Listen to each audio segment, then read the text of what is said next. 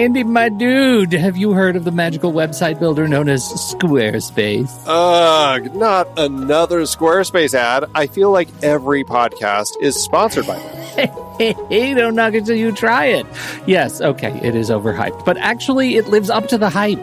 Squarespace is like a website fairy godmother. With a click of a button, your site transforms into a beautiful masterpiece. A website fairy godmother? That sounds interesting.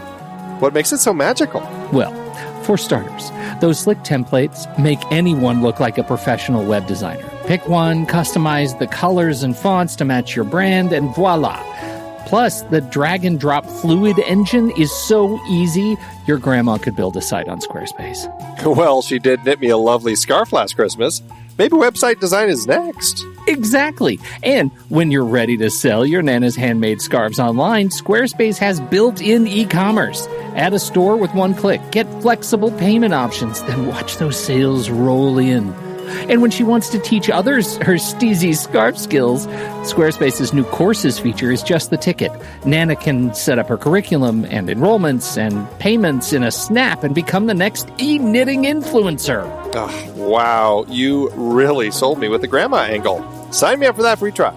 Just go to thenextreel.com/Squarespace and transform your site into a beautiful Squarespace masterpiece. Well, thanks, Pete. Even though it's overhyped, Squarespace actually sounds perfect for Nana's site's needs. Appreciate the warning on the ads, though. I'll brace myself next time I listen to a podcast. Anytime. Let me know if you need any help getting that site up and running.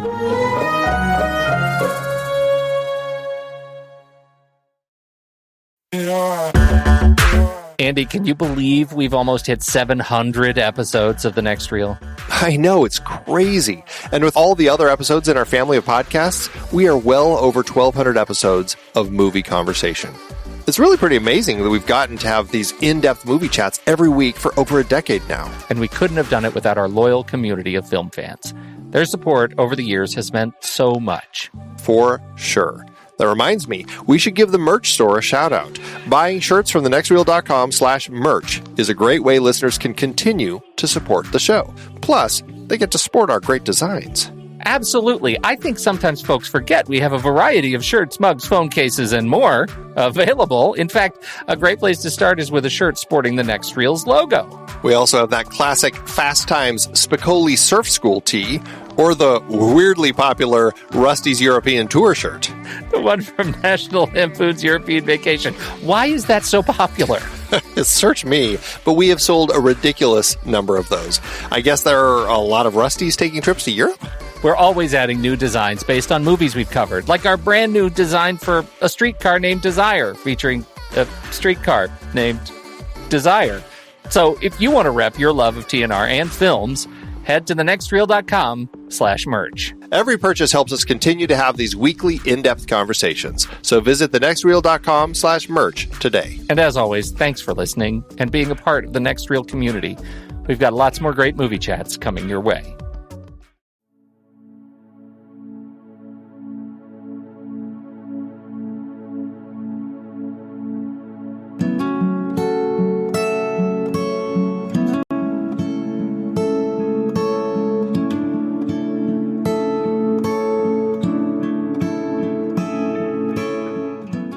I'm Pete Wright.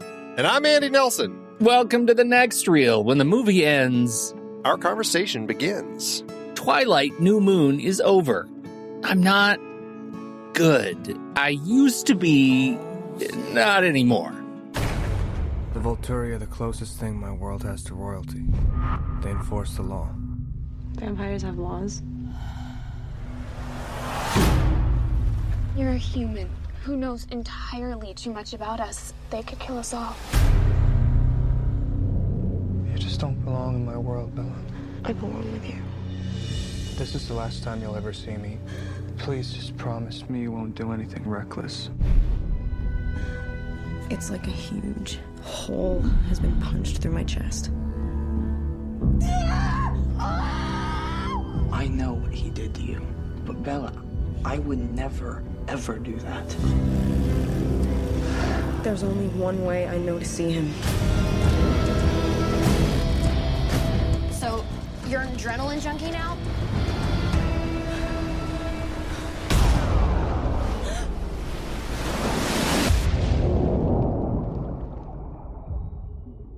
Hi, Andy. Let's talk about Twilight. First question for you. This was a problem we had with the modern trilogy of Planet of the Apes films. That it started with Rise of the Planet of the Apes, and then it went to Dawn. And we always felt like, it doesn't Dawn come first and then the Rise happens? And so like they misnamed those two films. And I just want to check. And I'm not actually sure where we stand on this because it's not really as related, but we have Twilight. Uh-huh. This is New Moon. Uh-huh. And then we'll have an eclipse. And then we have Breaking Dawn. I know there's not like a linear path between those because obviously an eclipse is an eclipse, unless you're talking about like a lunar eclipse. But is there... Which is what I would have to imagine. It is a lunar eclipse that we are talking about. I guess so. But I guess the question is there a sense of the way that Stephenie Meyer chose to name the books that somehow creates some sort of thread through this? Yes. Would you like to hear my theory? I cannot wait to hear your theory. Well, part of it is I haven't seen or read the last two books. So this is me making things up. The first was Twilight, and she's like, oh, I'm going to make a book about vampires, and they're kind of, creatures of the night, but sort of the day. It's Twilight, and they're shiny. They come out at night. So that's going to be the name of the book. But, oh my gosh, as I'm writing the book, tap, tap, tap, tap, tap, tap, tap, I'm Stephenie Meyers, and I just had an idea, and it's going to be werewolves. And what are werewolves all about? Moons. And what is this relationship with Jacob McFangface? New. So now we have New Moon because it's mostly about Tyler Fangy McDougooder. And so that's New Moon. That's all about the new relationship. And then Eclipse is going to be about, there's going to be a lot more conflict between the sun and the moon. That doesn't make any sense. And then Breaking Dawn is everything. There's a nuclear explosion and everybody dies and nobody knows why. But it'll make sense because it's Twilight. I haven't read that one. It all clearly it all breaks and it ends in a nuclear fire. That's how the whole it's essentially Andy is. On the beach, but with vampires and werewolves. Jeez. Okay, so, maybe that was the wrong path to start this conversation. I think you did great after watching this movie. I think this is exactly the kind of thing we need to be talking about. Okay, here's my thing for you. I want to make sure that every time we talk about vampires biting one another, we're talking about doing it. And that's going to be really important because in this movie, Bella is just as horny as she was last movie, but now all of Edward's family is horny for her. So that's a new change. They're horny for her? What are you talking about? They want her to get with Edward. Most of them do. The girls don't, but the boys do. And it's really, come on. All right, where do you want to start? We'll get there. There's also the line that is crossed in this film where suddenly several of them can't stop themselves from trying to eat her. Like that also happens in this particular film because one serious paper cut. Because blood, it ain't no thing. Okay, so right there, she got her period. That's what we're talking about. The girls don't care, but the boys all know she's a woman now. And that's the whole, she's come of age right there in the living room, and they all want to get with her. That made me think of a film that my health teacher showed us in health class back in 7th grade. Can we do an episode on that? About learning about your bodies and things like that. And it was talking about, periods. And I just remember there was a scene at a dining table where the teenage sister suddenly stops eating and looks down and then looks up and looks at her mom and then runs off to the bathroom. And the little brother goes, "What? What's wrong with her?" And the mom says, "Your sister's a woman now." That is Twilight right here. That was a legit health class film. Oh God! This is why actually in many schools across Utah they show Twilight as the healing as a health video. Yes. So anyway, so here we are talking about the Twilight Saga, New Moon, new director, also same writer, but Chris Weitz stepped in to direct this one. And that's interesting because he is a writer-director who I generally enjoy quite a bit. You know, he uncredited was a part of the American Pie team and co-directed that. About a Boy, one of my all-time favorites. Very favorite. And then he kind of made a misstep with The Golden Compass. And then this, which I guess was making up for that mess. And then A Better Life, which was a fantastic, brilliant film and a kind of a change. And so definitely somebody... Rogue One. Don't forget Rogue One. Oh, I was just talking about specifically the things that he had directed. But yes, he had worked on Rogue One as well. So anyway, it's a new direction for the franchise, I guess, although Melissa Rosenberg is still writing the script. So largely it's still an adaptation of Stephenie Meyer's work, and Chris Weitz is just, I guess, the director in charge. But we'll talk about that here in a sec, because I just want to tell you, Pete, this film, when it was released, was rated PG-13 for some violence and action. Interestingly, unlike last time, no scene of sensuality.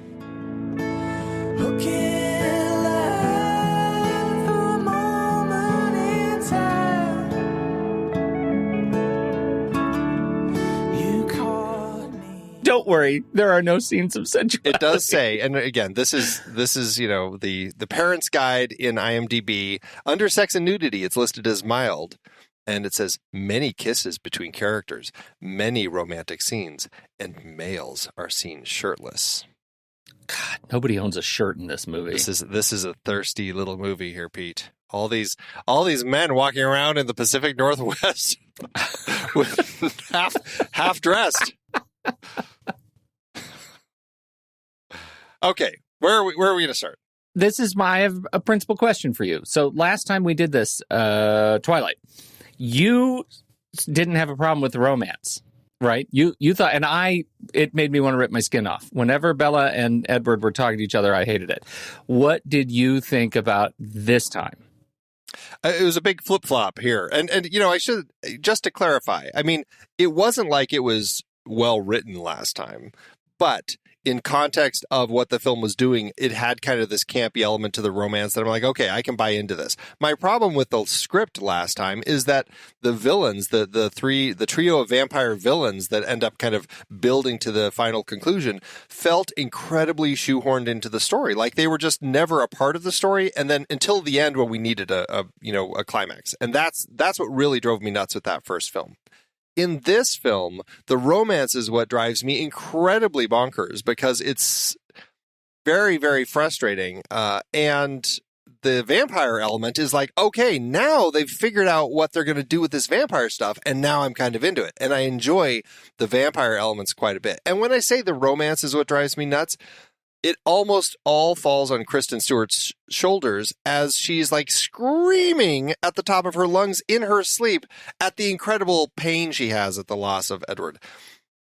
So I don't even know what to say, but it was just so ridiculous. So that's where I came in with this one. I think the first hour of this movie is the sloggiest of slog of movies that I've seen in a long time. Like, it just goes nowhere. It's all like that just sort of bringing up so trying to set up in the most inefficient way possible the love triangle that will be between Edward and Bella and Jacob. And I hate it. I hate it so much. But it's all still the relationship stuff that it's just so poorly written and so poorly delivered that I just don't have the patience for teenage brooding, maybe, that I used to.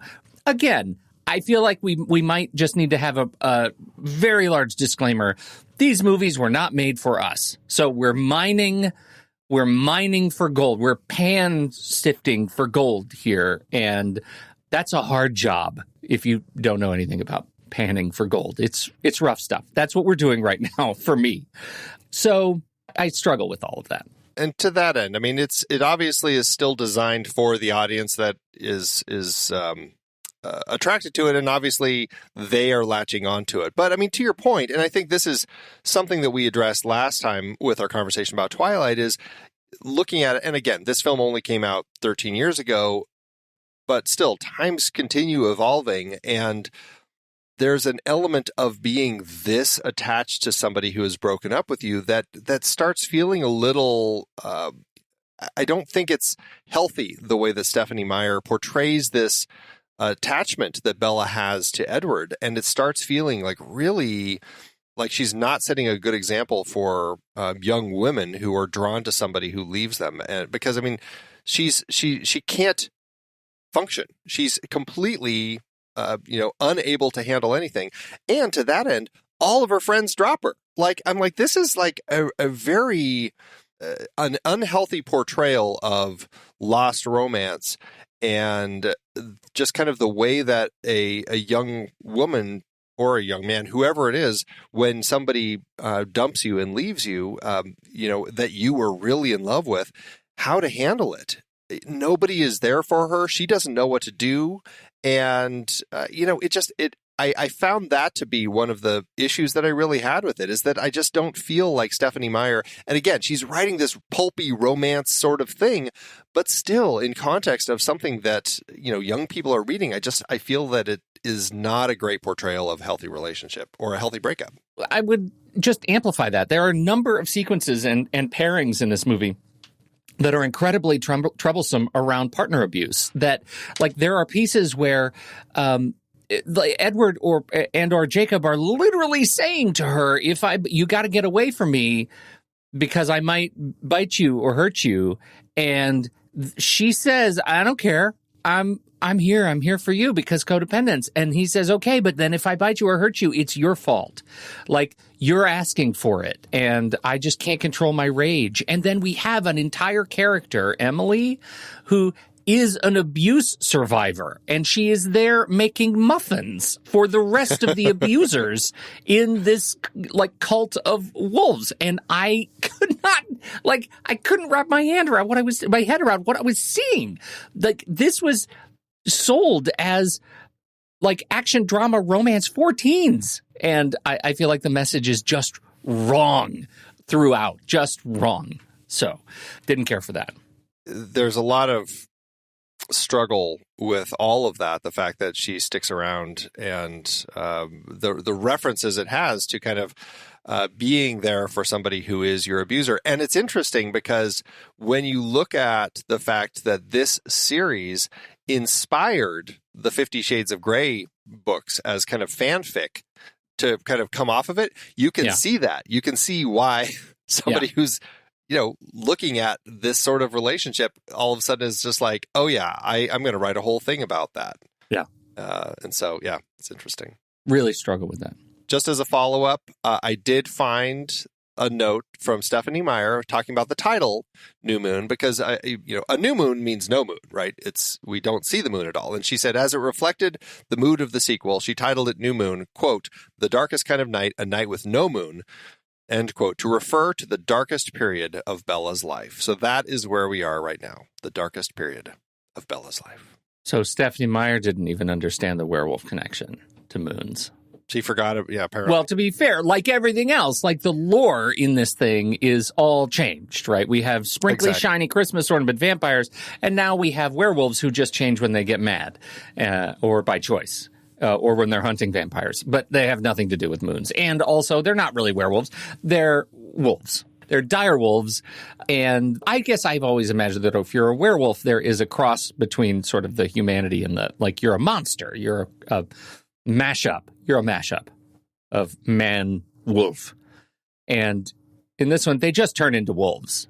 Well, so do a lot of werewolves in various stories. I mean, it really kind of just depends on the nature of the werewolf story that you're looking at. If you're thinking of like the Wolfman, sure. But I mean, I think there are versions where they just kind of become a wolf creature, And, creature, that's the important point. Yeah, but I mean, these are massive. So, I mean, there's something to that. I don't know where they're getting all the extra bulk when they transform. I mean, they're like monstrous wolves. I mean, it's ridiculous how large they are. Not only that, but Andy, did you at once ever consider that they're facing kind of the Hulk problem, like the superhero problem, that the woods are littered with shredded jean shorts? He leaps over her. His clothes completely tear to pieces. I'm like, okay, so now there's a naked Jacob running out there somewhere who has to get home too. That's the other thing. I mean, do they just run home as wolves and then transform just as they leap through the door or something? They always come in jean shorts. Like when Bella is rescued in the beginning because of her grieving in the forest, she's rescued by Sam, and Sam finds her as a wolf. We see the eyes and the smoke coming out of his mouth, and then he picks her up and carries her out of the woods and is once again wearing jean shorts, magical werewolf jean shorts. Because carrying her out of the woods naked would have been less weird, I guess. Well, Okay. Following up on our previous point, he brings her out to this. There's a search party that her dad, who of course is the local sheriff, has put together to find her because she has been gone overnight, and everybody's concerned. Once again, there's dead bodies popping up because of wild animals, they keep thinking, and so everyone's concerned about Bella and her safety. And then this half-naked guy walks out of the woods with her, carrying her unconscious to her father, who doesn't say, "What the hell are you doing with my daughter?" or anything like that. It's just, "Oh, thank you so much." It's like, dude, I would be pretty skeptical of the situation that had just happened if a half-naked man walked out of the woods carrying my unconscious daughter. I'd be like, what the hell were you just doing with my child? And none of that happens. And again, that's going back to our whole point. Well, it's going back to the whole point because, like, he comes out, Charlie knows Sam. He says, "Thanks, Sam." Like, he uses by name because they're friends. But that's the thing about serial abusers, right? Isn't it? What's the statistic? It's like most of them are people you know, right? So, yeah, it's awful. It's a strangely put together film. And there are a lot of these moments that I struggle with. But, okay, so let's pause. Obviously, Bella is pining for Edward, who has left her now, and the whole family has left town. They've hit that point where Carlisle feels they've stayed too long. People are starting to get suspicious, and so they pack up and leave, and Edward shuts off communication. We've got a returning element of Bella's narration, this time written as emails to Alice, as she's writing Alice all these thoughts and everything. And we have a burgeoning friendship/relationship between Bella and Jacob, played by Taylor Lautner, who we had met last time, but really he was just kind of there while this relationship began between her and Edward. Now, Edward's out of the picture. Jacob steps in. Where do you want to start? Do you want to start with the voiceovers? Do you want to start with Jacob? Where do you want to kick things off? Well, I think the voiceover will. Let's knock the voiceover out because sure. I think we can do that quickly. One, it's terrible. Two, there's no evidence that Alice ever receives any of those emails. I think she just shows up because she had a vision of Bella jumping into the ocean. I would say there's evidence that she received none of the emails because I think that's right. We keep seeing Bella writing these emails and they keep showing up in her inbox as undeliverable. Yes. And so, so she's clearly just doing it so that we have a way to hear her voiceover. That's really the only reason it's there. Yeah. Yeah. I mean, I think Stephenie Meyer could make a case that she continues to write even with the evidence that the emails are bouncing because she needs it for her own processing, right? That's how she gets through the period of grief.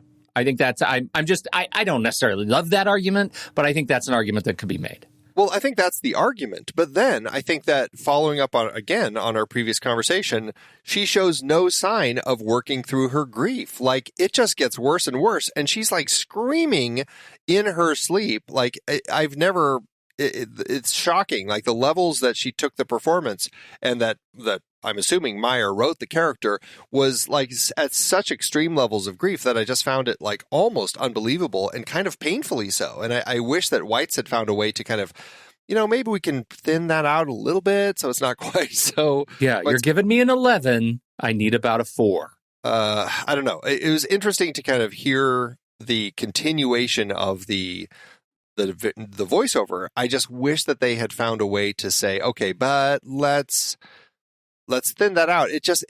Again, when you have this much narration that feels so obvious, it ends up hurting a project. And I guess that's the problem. And again, maybe it's because it's being really written for that younger audience who likes having that stuff spelled out a little bit more. But I don't know. I just argue that in the long run, it's like that stuff was all there. We didn't need to have that stuff over and over. I totally agree. And I think we might be glossing over when we talk about Edward and their relationship and her grief, glossing over the Romeo and Juliet, very intentional, overt parallel in this movie. And that is the thing that actually we'll get to when we talk about Volturi and the castle in Italy. So we'll get there. But I think so much of that starts here, that their grief is melodrama, because it almost feels like she's trying to go Shakespearean, right? She's trying to make this carry the weight of melodrama. Well, okay. And to that point, let's talk about Shakespeare then, because obviously there is a big thread of Shakespeare throughout this. They're reading Romeo and Juliet in school, which, I mean, at the beginning, she's having the dream of all the people in red robes. Conveniently, it's on the cover of the novel of Romeo and Juliet that she's reading. And she and Edward have a whole conversation about that whole end of the story, and he, of course, memorizes it and quotes it in class, blah blah blah. But the story, I felt like Stephenie Meyer was trying to do something on a Shakespeare level with her romance between these two characters, and I mean the whole thing with the lovers, and they both try to commit suicide in some fashion, which is similar to the book Romeo and Juliet, where they do commit suicide. Well, and so that's a very much a nature of the teen love in the book. And so I was like, okay, well, she was trying to do something. I don't think she necessarily did a great job with it, but it is there, I guess. She's in a crazy state, right? We know she's a crazy state, but she's a kid, right? She's 18. And we know the Romeo and Juliet parallel is, largely accurate, right? We think that Romeo was probably, 17, 18, and Juliet was 13 in the story, the narrative of the original. So there's a big age difference.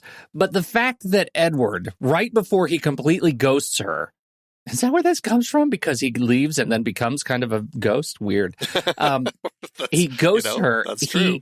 He's 109 and asks this 18-year-old not to do anything reckless. A 109-year-old breaking up with an 18-year-old? Yeah, that's a totally reasonable expectation. At no point does the movie ever become self-aware enough to acknowledge that he is still a stalker. He's still going through her stuff. And now he's like ripping photos right out of her scrapbook.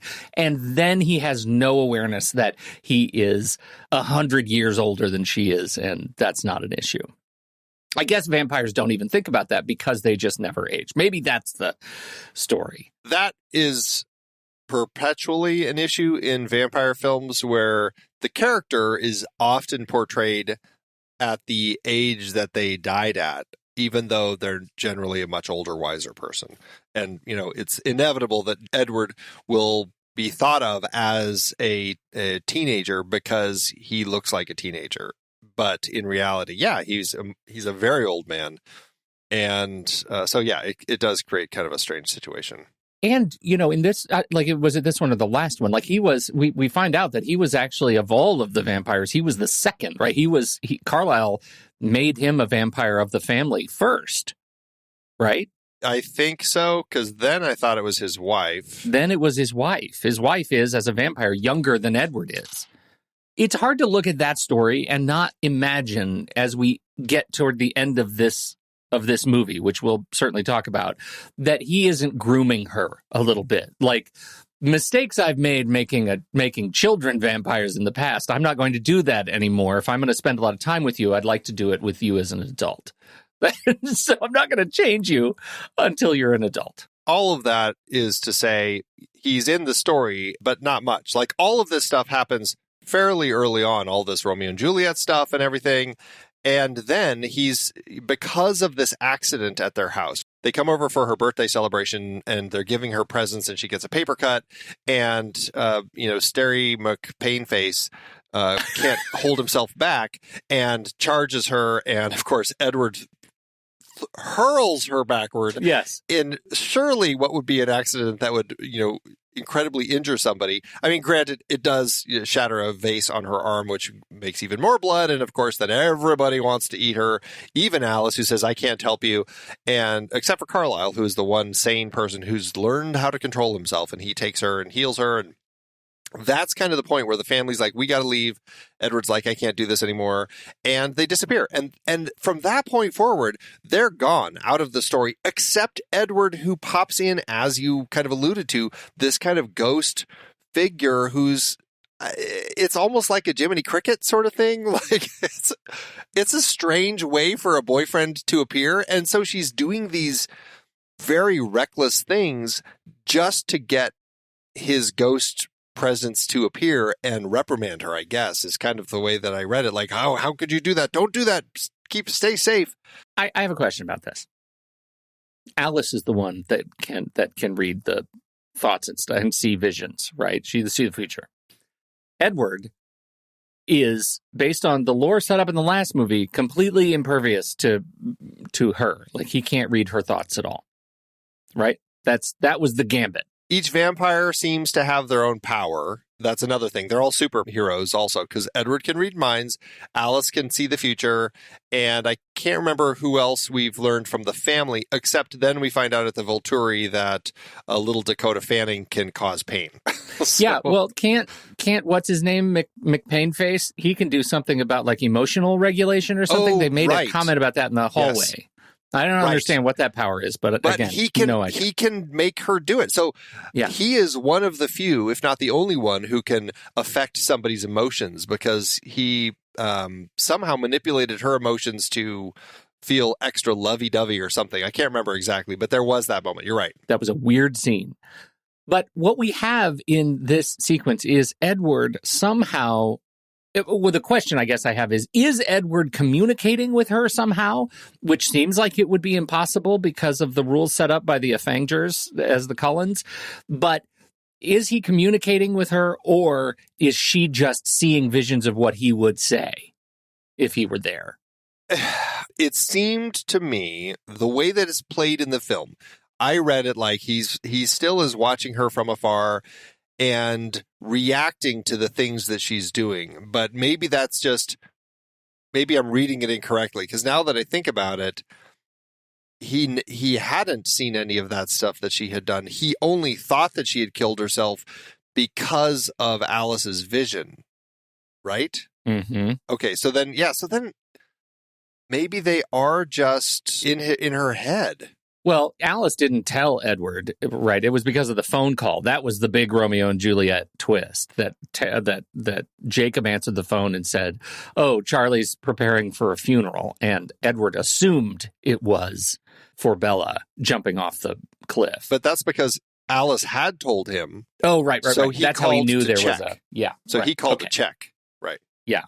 Right. So, so all of that stuff then, so I think that we just answered that. So it's all in her head.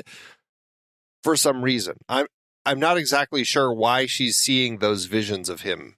Yeah, because if he's watching her, then there has to be some sort of two-way thing going on. Like, she has to be sending some like, oh, now I'm jumping off a cliff. But he didn't see that because Alice had to tell her. But did she say, okay, now I'm recklessly riding a motorcycle? Well, in the book, this was a change that was made. It was just his voice in her head. And I don't know if that would have been any better. They just decided to make it visual, but it just, either way, it weirdly makes it seem like there is this psychic connection, which then later they pretty much dismiss. No, there isn't a psychic connection. So I guess it is just, I guess it has to just be her picturing him trying to protect her. Yeah. But it's weird because she keeps doing it because for her, it's the only way to kind of have those moments with him anymore. Okay. All right. Well, I feel resolved on that. And I feel like I need to get to the central question that I have had for you since I started watching this movie, which is that I need you to suspend all disbelief as a nearly 50-year-old white man. I need you to tell me, in all sincerity, are you Team Edward or Team Jacob? Okay, well, this is probably the right film to ask fairly before things get a little more complicated. Because in the first film, we had Bella hanging out and falling for Edward, and now he's gone, and now we get Bella hanging out and falling for Jacob. This is really Taylor Lautner's chance to kind of shine and become the actor the world has been waiting for him to become, as we get to watch him become Jacob Black and really turn into this love interest for Bella, who would help her as a friend get through all the pain and do all the same stuff Edward did in the first film, kind of gaslighting her and pushing her away, and all of that same stuff. Only to then reveal, hey, I'm also a super creature, and check me out. And then that seems to turn her on even more, and they're they kind of go for each other. So they're both such bad examples of somebody someone should date. It's a very frustrating question. And it's interesting because I feel like the Team Edward or Team Jacob thing came up because a lot of women were just like, oh, who's more smoldering? Who's more hot? Who's better with a shirt off? Jacob certainly is more buff. And because the werewolves all clearly are working out a lot, and vampires, are all pale, scrawny creatures. So I don't know. I mean, I guess between the two, I would probably just go Edward, but maybe that's just because Robert Pattinson's a better actor.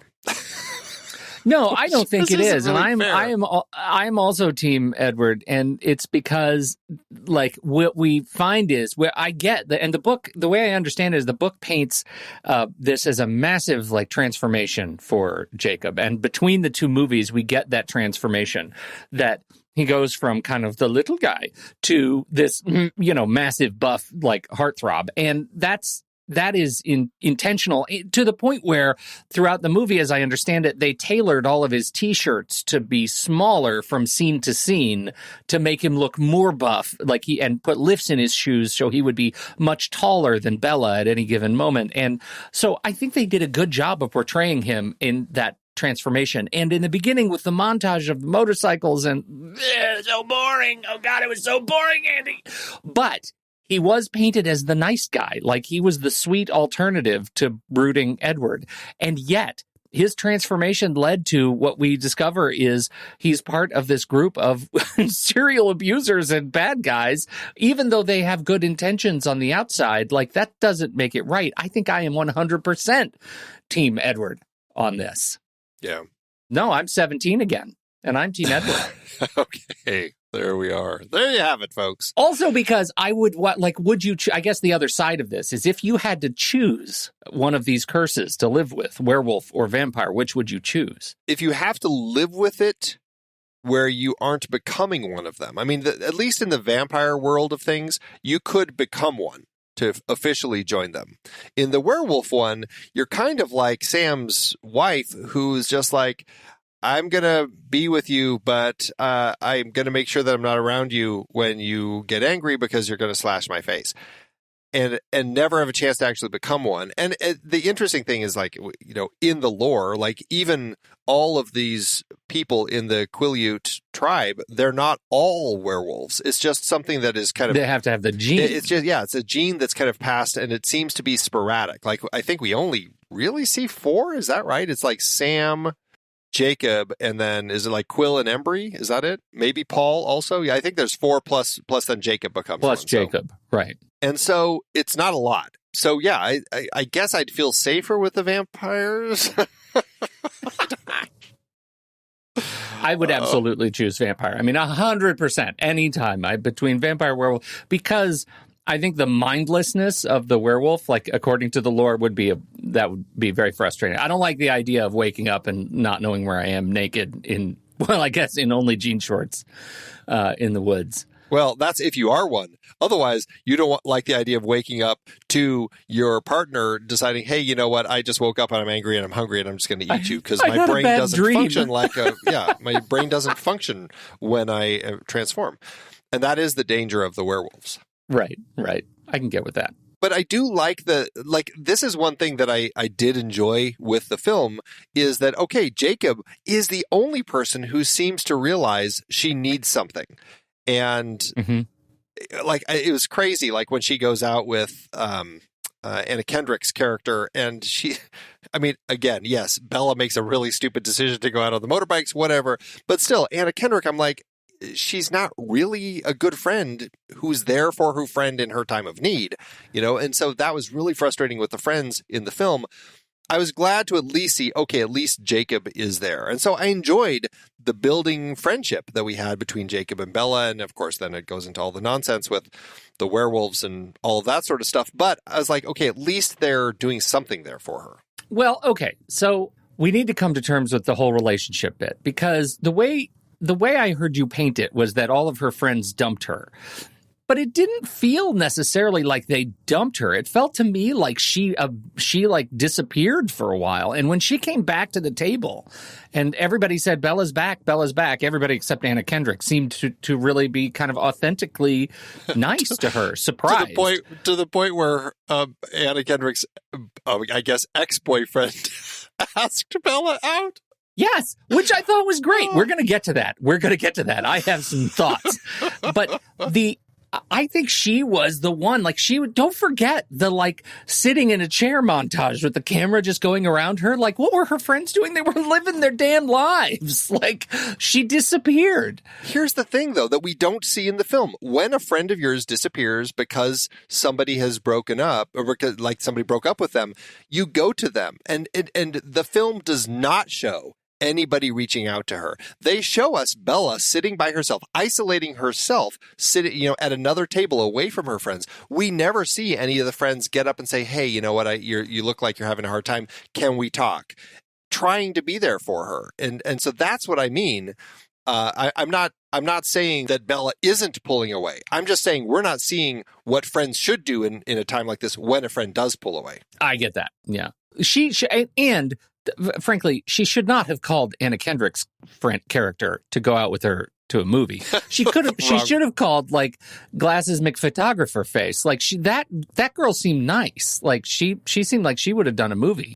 And then she did. She ended up, like, what is it with this movie? There were two. They name dropped two movies, and only one of them has stuck with me. Face Punch. And the other one, Love is Love. Love spelled backwards is love.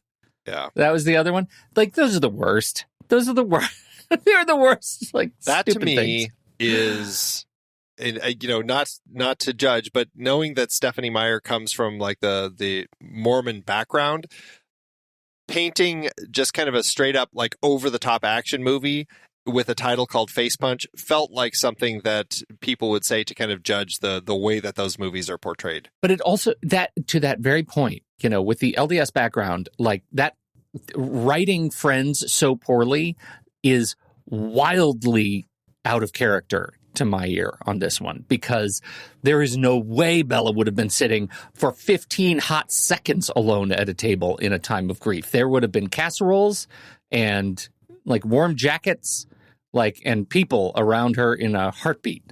Yeah. Just saying. So that's weird. Okay. So Face Punch, they go to the theater because Jessica goes to all the girls are busy. So she ends up with Mike and Jacob. And that is where we are introduced to the infamous Pufo. You know what Pufo is, don't you? Oh, please tell me. Palm up, fingers out.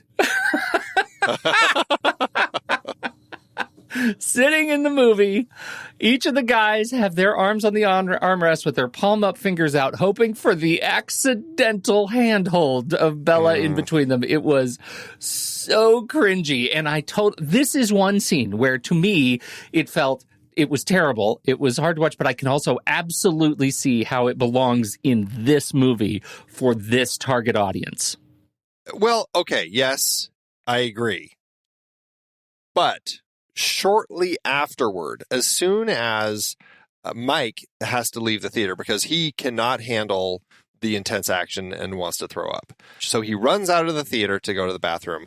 And so Bella and Jacob walk out too, and Jacob takes her hand and is holding it. So it's like, that was the thing that for me was like, oh, okay. So he was like kind of that hopeful, maybe she's going to hold my hand.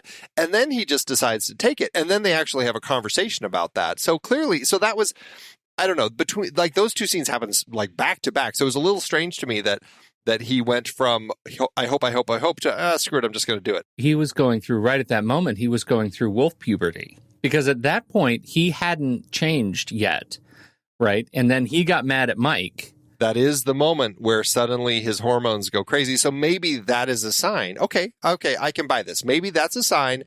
This is this point in the movie. His hormones are getting excited because he's sitting next to a woman that he really likes. And then he's threatened because of the other suitor. And then he catches mono immediately and has to run away. And that's what happens. All right. I mean, I can buy all of that. And then she is friend zoned. Not even friend zoned. She's just full on ghosted and wolfed by both Edward and Jacob at this point. Nobody wants to see her because they're so worried about hurting her somehow.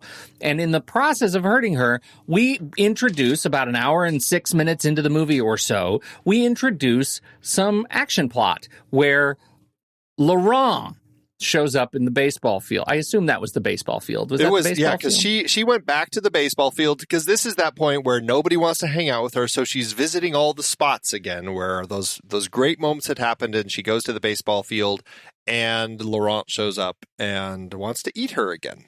Yes, wants to eat her again. And now I'm back into the movie. I like it when people start wanting to eat each other. This starts working better for me because I felt like we hit this point where Stephenie Meyer realized she needed to build a bigger world. You can't just have these villains kind of show up halfway through the movie and suddenly become the threat for the end of it. Granted, it's exactly what happens again in this film, but now she's actually doing something more with it. And so now we've got, okay, so Laurent is a threat. The werewolves save her. And we start learning this story about this whole thing where she tries to commit suicide. Well, she doesn't try committing suicide, as she says. She jumps off a cliff into the water because she wants Edward to see her again. She wants to have that whatever sort of psychic connection. Jacob saves her without realizing it. Nobody realizes that they actually save her from Victoria, who happens to also be swimming, which is kind of funny. And then because of that, that's where we set up Edward thinks that she killed herself, so wants to now go to the Volturi over in Italy in this fantastic castle that Michael Sheen and all his buddies have and get them to agree that he should end his life because this is the whole Romeo and Juliet thing. And so, so now we're getting into more story. We're getting Laurent, we're getting Victoria, we're getting the Volturi, and the story kind of shifts and we get things that are bigger and more fanciful. Sort of gets to a question we had last time, which was about the lore. Are most vampires nomadic, or do they settle down like the Cullens? Now we're going to a castle of vampire royalty. It seems like they're very settled. So we're introduced to this bit of sophistication. It feels very. It just feels like more substantial. In terms of building the hierarchy and the culture of the vampires. And I like that stuff. I like it. I was a big fan of Lestat. Like, talk about vampire romance novels. I read the hell out of that book. Interview with the Vampire and the Vampire Lestat. Like, I thought those were really fun. And they were just as campy and just written for older people. And need we remind our listeners that we covered the entire Underworld franchise. Yeah, right. Which it's like also we're not vampire, royalty, werewolves, all that stuff. Yeah, it's a really good point. That's why this all feels like home territory to me. Like we've been here before. It's okay. I like this stuff. Did I like the fact that the Edward wants to kill himself by exposing himself, and I mean literally opening his shirt in public and showing off his inner shiny to the public, and then getting his arms and head ripped off by vampires. Like, did I love that? I'm not sure I loved that. I don't think that was what he wanted from the vampires. I think the fact that Arrow, Michael Sheen's character, says no is the reason that he decides to go that route, as opposed to what were they going to do otherwise? Just rip his head and arms off. Well, right, but and burn him, but they weren't. Yeah. But it didn't involve him exposing himself to the public, which was right. The big sin right. for a vampire to do. Right, that was the big vampire sin. That was sort of set up. Okay. I mean, I don't know. Did it work for you? It all felt a little bit flimsy, but I like so much Michael Sheen. And all three of these. And what's her name? Was that a Fanning? Dakota Fanning. It was one of the young Fannings. Like, I just really enjoy the look and the move and the sophistication of these vampires. And I thought all of that just sort of worked for me. I like but I've already told you, I'm Team Vampire. I don't want to be running around camping in the woods. Naked? I want a castle. What Stephenie Meyer and then the filmmakers are doing is they are starting to set things up for a bigger world. And I like that. I like that we're now getting, okay, so because we had a hint of something in the last film about, we're going to be judged if we keep a human as a friend or whatever. And so here we see what that meant. Like, there's this group, the Volturi. They actually are kind of the government for the vampires, the leadership, and we have to follow their rules. And so that's kind of an interesting thing that's getting set up here. Now, do I buy that they have this elaborate castle in this little town in Italy and that they walk tourists through apparently on a regular basis to just eat them all? Like, I'm like, that seems like a large group of tourists to be disappearing regularly for them to do. That was amazing. That was amazing how fast that scene happened. Yeah, like right. we need to communicate something really fast right now. So here's 30 people in a hallway, and then they start screaming. Yeah, the Volturi are an interesting group, and I like, we've got Michael Sheen, we've got Jamie Campbell Bower, and Christopher Heyerdahl as the three elders who are kind of this group that are kind of leading things, making these decisions, and that's when we get this decision about Bella, because Dakota Fanning tries her powers on her of this pain because she does it to Edward, but Bella doesn't react. And so now we've introduced this sense of the Volturi are finding Bella to be a very compelling human to keep their eyes on, which is interesting. You've got the werewolf clan, that are part of this Native American tribe up in the Pacific Northwest, who also, I suppose, are trying to protect her in some way because of Jacob's connection to her. And then at the end, you get this moment where it inevitably was going to have to build in a romance that, it's written by a Mormon person, and it's very important before anything happens that they get married. And so at the end of the film, of course, you have Edward asking Bella to marry her. I will say, though, okay, so that's the story. Chris Weitz directed this, and you brought up the moment where she's sitting in the chair and the camera's spinning around her. There were some moments in the film that I'm like, okay, Chris Weitz is doing some interesting moments with his direction here, like where he had that little montage of months passing as we're just watching Bella sitting in the chair. There were also some clever edits that I caught where as something is happening, the camera follows an actor over to one side of the screen. And when the actor comes back to the other side of the screen, things have changed and we're now in a new scene. Like, he was really trying to play with time in the way that he was crafting the story. Did you like the way that Weitz was kind of playing with that in his direction?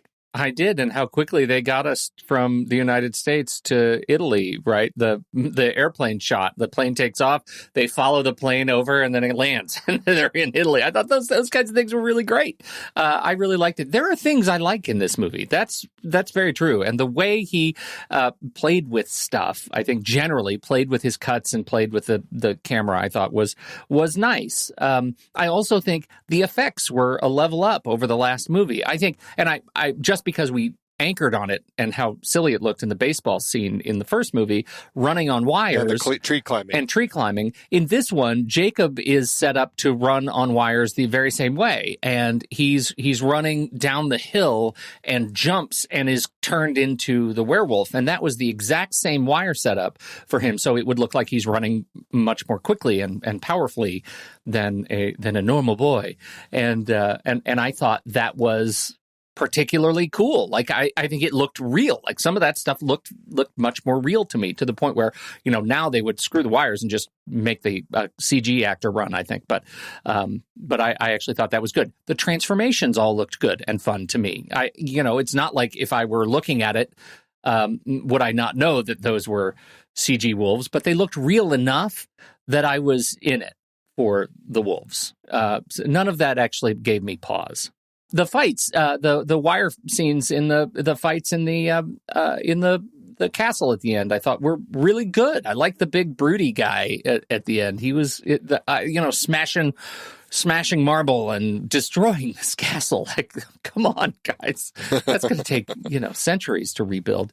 I thought all of that was really quite good. Visually, I think the movie worked for me.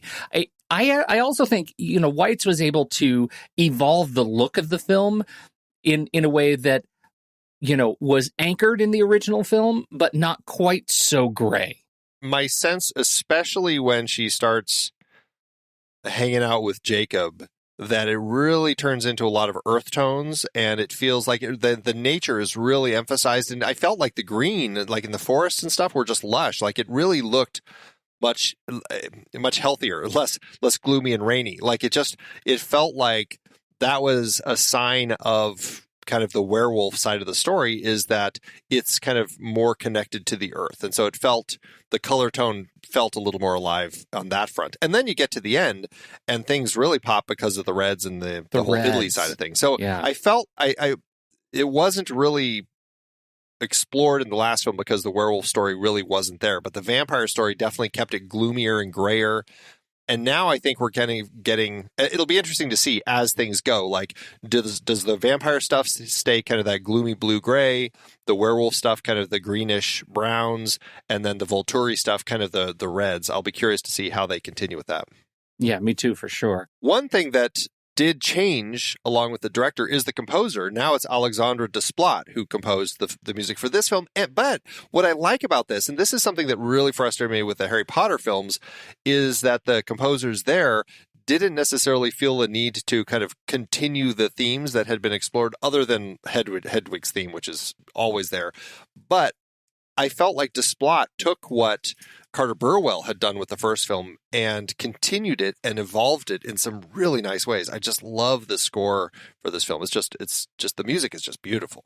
Yeah, I thought so too. I absolutely agree with the music. The entire soundscape, the soundtrack, the songs that they were listening to felt, honestly, they felt very Pacific Northwest, and so I really liked that that general tone. The location has changed for Forks. They're now in Canada, in addition to Montepulciano, Siena, Tuscany, for the final scene. But they've moved Forks to BC, Vancouver Island, and a lot of the location stuff that they had done in and around Portland, around My Fair City, they actually took the plates of the school here and just CG'd it and green screened it onto a building in Canada for continuity's sake. I didn't have any questions about the town. I know that many of the buildings, if you watch side by side, cut by cut, it is a different town, but I didn't notice it. I didn't find it jarring at all.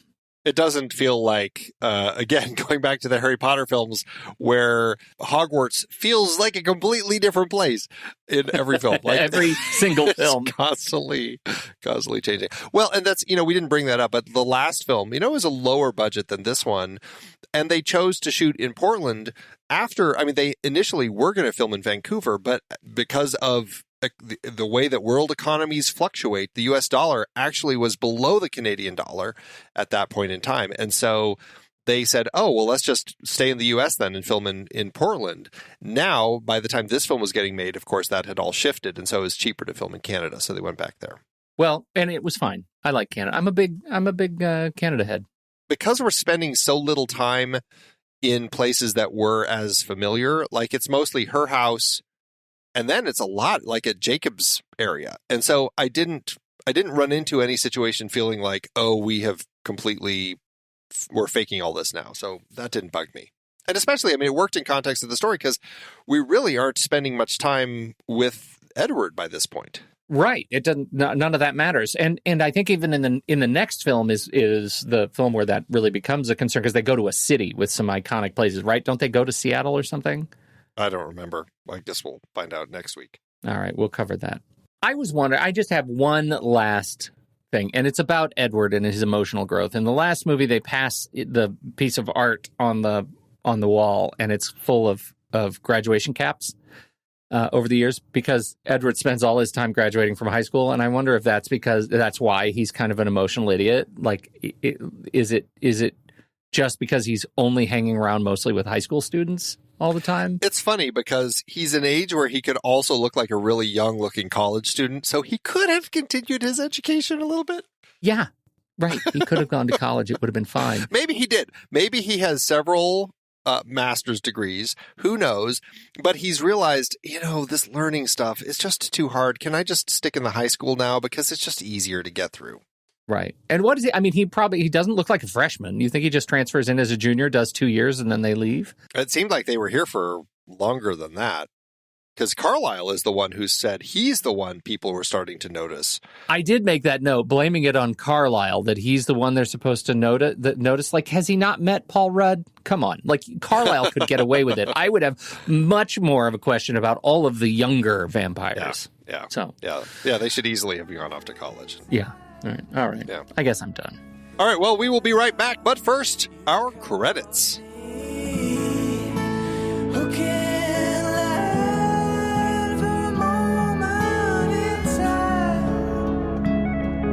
The next reel is a production of True Story FM, engineering by Andy Nelson, music by John Lingard, Oriole Novella, and Eli Catlin. Andy usually finds all the stats for the awards and numbers at the-numbers.com, boxofficemojo.com, imdb.com, and wikipedia.org.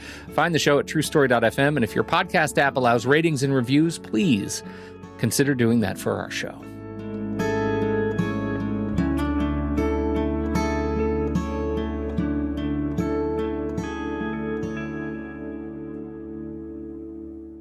All right, Andy, how to do at award season?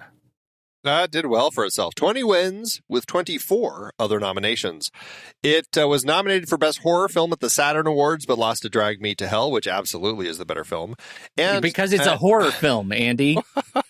And Taylor Lautner was nominated for Best Performance by a Younger Actor, but lost to Saoirse Ronan for The Lovely Bones.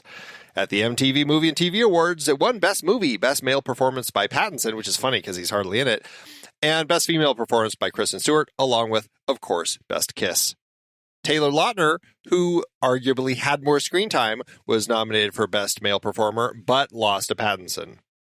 At the Teen Choice Awards, it won Best Choice Movie Lip Lock, Best Villain for Rochelle Lefevre, Best Chemistry for The Trio, Best Actress in a Fantasy, Best Male Scene Stiller for Kellen Lutz, interestingly, Best Female Scene Stiller for Ashley Greene, Best Movie Fantasy, and Best Actor in a Fantasy, Taylor Lautner. Dakota Fanning was nominated for Female Scene Stiller along with Anna Kendrick, but they both lost to Ashley Greene. And Pattinson was nominated for Best Movie Actor in a Fantasy, but lost to Taylor Lautner. And this is where the Razzies rear their ugly heads. The film was nominated for Worst Screen Couple. This is how they wrote it. Kristen Stewart and either Robert Pattinson or Taylor What's-His-Fang. And it lost to All About Steve for Sandra Bullock and Bradley Cooper. Interestingly, that is the one where Sandra Bullock showed up at the Razzies accepting her award. The same year, she also won for The Blind Side. Robert Pattinson was nominated for Worst Supporting Actor, but lost to Billy Ray Cyrus in Hannah Montana the Movie. The film was nominated for Worst Remake, Ripoff, or Sequel, but lost to Land of the Lost, which I will say is the better choice in this case. Oh my gosh. And it was nominated for Worst Screenplay, but lost to Transformers, Revenge of the Fallen. So there you go. All right, how to do at the box office.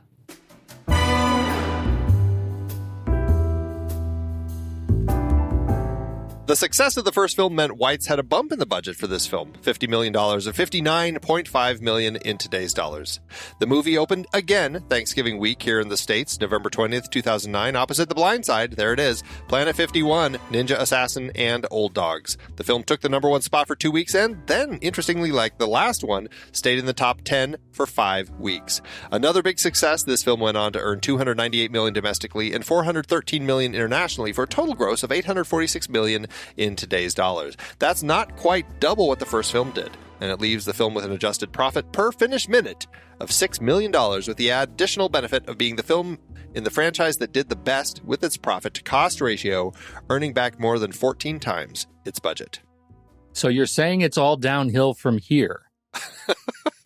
That's good. I need to know that. That's important information as I watch the next movie. All right, well, I got to tell you, I'm still glad we talked about this movie. I'm still glad we're doing Twilight. How about that?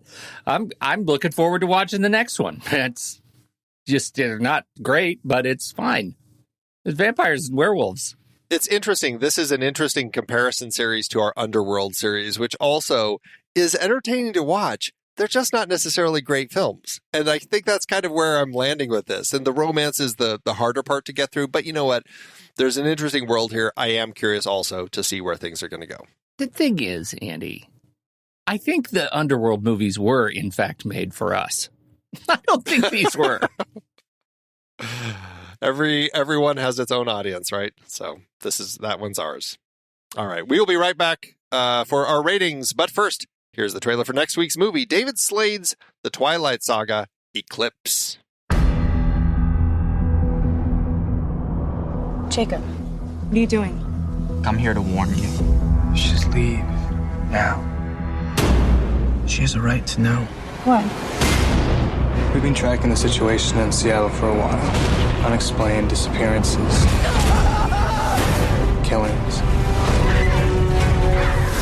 Someone's creating an army. An army of vampires? They're coming here. This means an ugly fight. His lives lost. We're in. As long as we get to kill some vampires.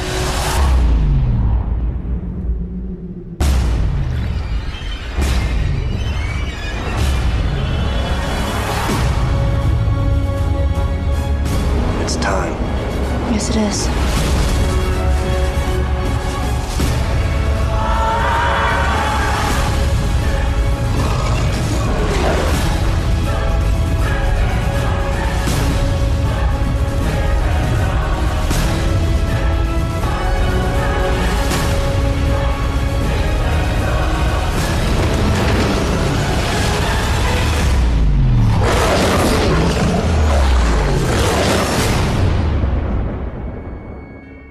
You know how much we love Letterboxd. Letterboxd is our favorite social media network for movie lovers. You can track your watches, your reviews if you want to. You can read other people's reviews of your favorite movies and like them and love them and star them and all kinds of likes and stars and hearts for movies. But we love Letterboxd the most. You can find me at letterboxd.com/Pete Wright, and Andy's over there at letterboxd.com/Soda Creek Film.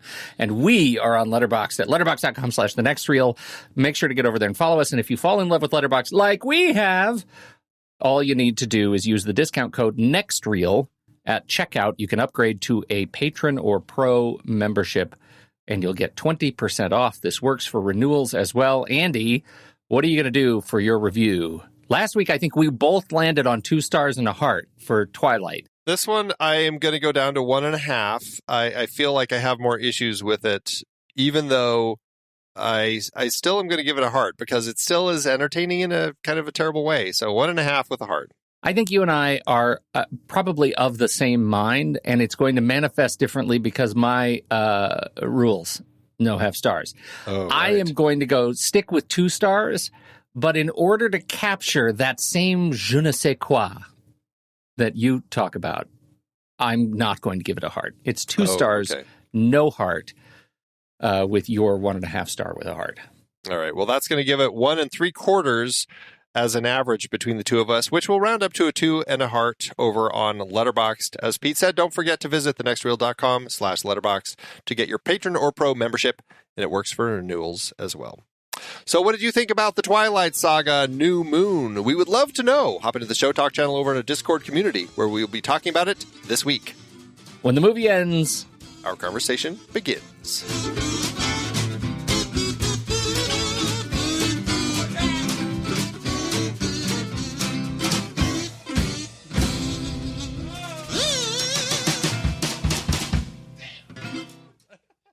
Letterboxd giveth, Andy.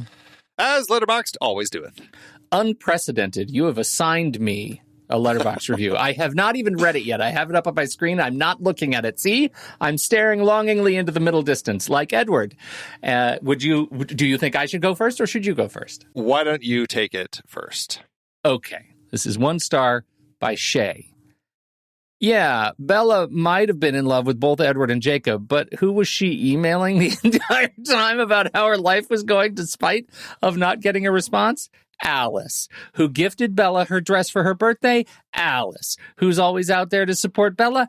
Alice. Who stormed to Bella's house after she went cliff jumping because she thought Bella was going to kill herself? Alice. Uh-huh. That is very telling. All Well, right. and I've got a 2-star by Owen who says, why was Bella so torn between Edward and Jacob when Alice was literally right there? Clearly, I would imagine in the world of fanfic, there's probably a whole thread. Oh, Bella, Alice. Is it Alla or Bellis? Is that their ship name? Neither of those. Oh, come on. Then you come up with one. That didn't work at all. Isabella's? Do you say Jacob or Beckham? It's definitely Beckham. Bedward? Edda? Oh, God. Now we're just making up SpongeBob characters. Terrible. Thanks, Letterboxd. It is hard to believe we've been having in-depth weekly conversations about movies since 2011. Oh, you're telling me. Producing this show week after week is so much fun, but it does require a ton of work behind the scenes. If you'd like to help support our efforts, one easy way is by using our Originals page when shopping for books and movies that we've covered. Your purchases made through our links give us a small commission at no extra cost to you, and allow us to keep having these great discussions. The Originals page at thenextreel.com/originals links to the source material from all of our adapted film discussions. Purchasing through our links support the show at no extra cost to you. In Season 12, the focus was big franchises and series. We covered both Paddington films, adapted from the beloved children's book character created by Michael Bond. Oh, I love those films so much. Hugh Grant is perfect. For our Pitch Perfect series, the first film was adapted from Mickey Rapkin's nonfiction book about collegiate a cappella competitions. It's like a short story of my life, literally. I lived college a cappella. Sing it, brother. I lived college a cappella. I didn't mean literally. You know who you're talking to, right? The Twilight Saga dominated the season with 5 films adapted from Stephenie Meyer's vampire romance novels, Twilight, New Moon, Eclipse, and the 2 Breaking Dawn parts. Dominated with awkward romance and nonsense logic is more like it. That too. Another Thin Man brought us back to Dashiell Hammett's only Thin Man sequel based on other Hammett material, The Farewell Murder, that wasn't just based on the characters from the first film. We talked about Trainspotting and its sequel, T2 Trainspotting, adapted from Irvine Welsh's novels. I hate the sequel's name. I do too. And the entire Lord of the Rings trilogy adapted from J.R.R. Tolkien's epic fantasy series. Love these. Extended editions all the way, baby. Plus, all the Mission Impossible films based on the 1960s TV series. And we've still got at least one more to go. Members got to hear us chat about The Hustler and The Color of Money, adapted from Walter Tevis's books. Get all of these books and more at our Originals page, thenextreel.com/originals. Start your next read from the movies we've covered at thenextreel.com/originals.